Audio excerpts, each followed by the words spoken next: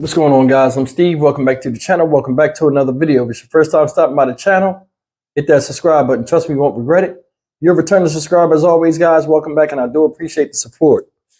Guys, out here in Southeast Houston, in the wee hours of the morning, a neighborhood was rocked with sad news of a murder, an attempted suicide in the area. Now, mental illness. I mean, since I've been doing these stories, I'm gonna just be honest with you. Since I've been doing these stories, a lot of times in life, we don't pay attention to a lot of things until we study and start focusing on them, and we realize the problem is bigger than we thought it was. And that goes for mental illness as well. I did not know there were so many people with mental disabilities that were on medication. And I do a lot of stuff on story times. Like my story time lives on Fridays nights, if you guys haven't seen them. And I talk about weird dates I had and weird people I met throughout my life. That did some pretty crazy things that make you raise an eyebrow. And it makes me think maybe I done met a lot of people that was mentally ill. I know a couple of them were, but this is a real problem.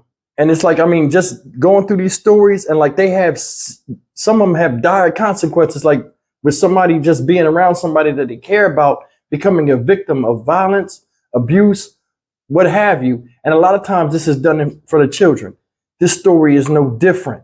Now, they haven't named the person or showed anybody in this the story, but the man is alive. He stabbed his wife to death, and he did it in front of their 8-year-old daughter. Check out this story and we'll come back and talk a little bit.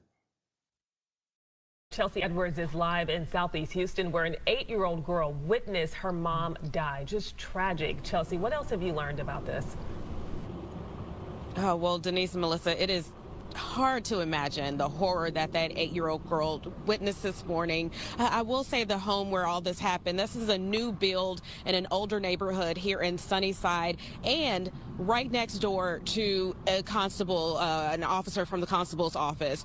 So investigators, they got here just a few minutes ago, the crime scene unit. Neighbors do tell us this family has been here less than a year. Police do believe this was a murder and attempted suicide. They say this happened just a few minutes after 4 this morning. Houston police received a call from a woman stating her husband was walking around with a knife, having a mental episode, talking about suicidal thoughts. That call was suddenly cut short. When officers got here to Alberta Street, they found a man and woman in the bathroom. They say it appeared the 49-year-old wife was stabbed multiple times. Then the husband turned the knife on himself. The woman was pronounced dead on the scene. Police tell us more about this heartbreaking discovery.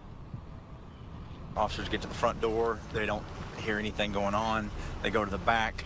When they go to the back door, they see a little girl come out of the downstairs bedroom and run towards the front door. So they go back to the front door, make entry, go inside. The little girl said, "Daddy's stabbing mommy."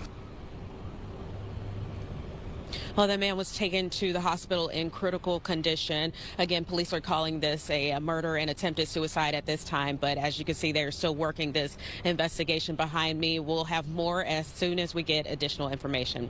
For now, reporting live, Chelsea Edwards, Fox 26 News. Guys, that's the story.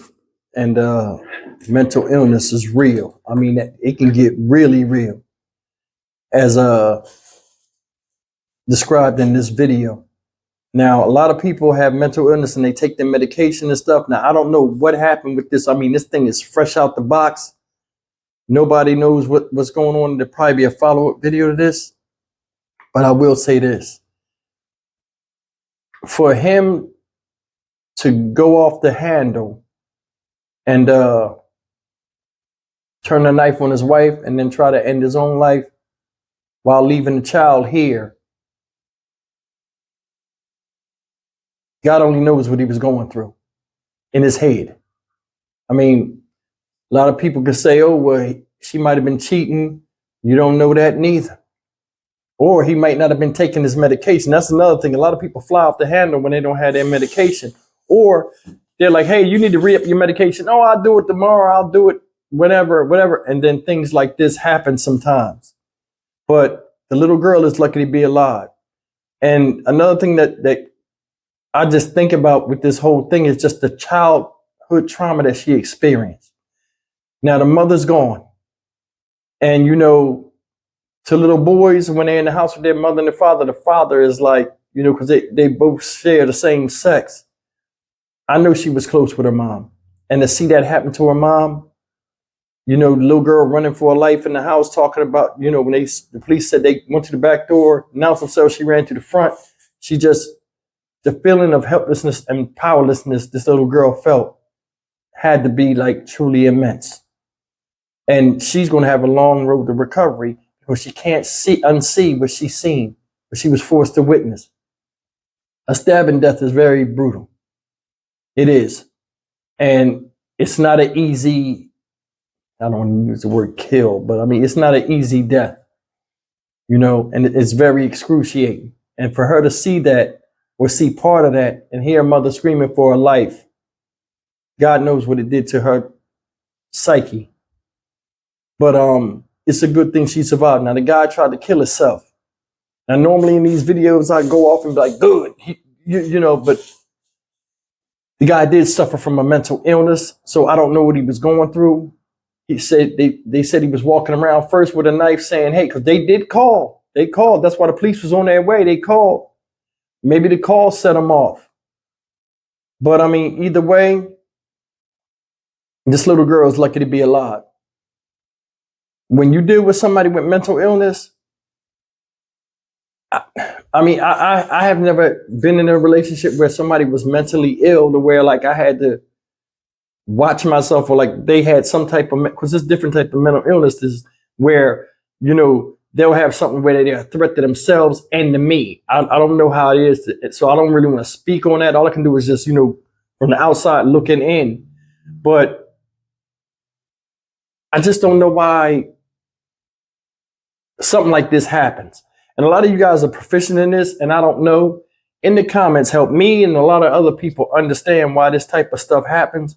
Because, it's beyond me. This is somebody you love. But then again, when somebody's out of their mind, they're not thinking rationally and they're not thinking about the future or anything.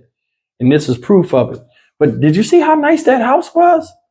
Obviously, they had good jobs and stuff like that. That was a really nice looking house. And just to have things go the way they are, that goes to say you, just because people live nice or look like they live nice, it might be nightmarish in the home, even though the house is nice on the outside. But I just wanted to bring light to this story. It's out of Houston, where I'm from. And this story really is about the little girl. I hope she recovers from this. What you never recover from something like this, but I hope she can get back to having some of them know light, and I hope she got family that rally around her and really support her in this time of her need. But I'll have an update on the story if something else comes out and I catch it. I'm Stock Market Steve for the Dynamic Reason channel. As always, like, comment, share, and subscribe. May the mother rest in peace.